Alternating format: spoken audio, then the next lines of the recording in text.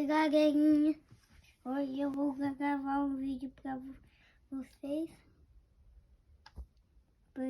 Para o meu amigo Pietro. Hoje eu vou apresentar esse ventilador. Ele tem luz. Ele tem 3 velocidades. Ele tem...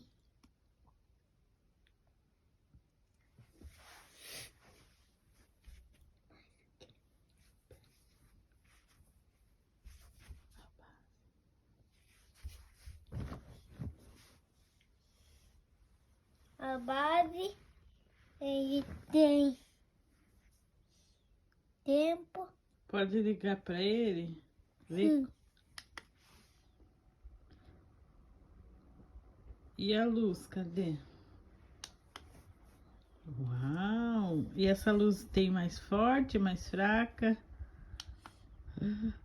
Ilumina bem, né? Mais forte. Uau!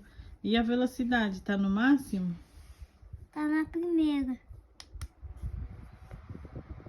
Agora na máxima.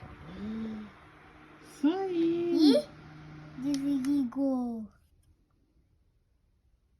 Ó, ó. Então fala pro Pietro, esse é o ventilador que eu apresento para você. Pietro, esse é o ventilador que eu apresento pra você. Onde que ele é fabricado? Na China. Na China.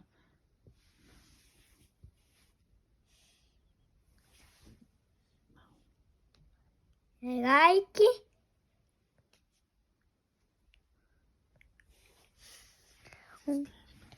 Se inscreve no canal e compartilha. Tchau.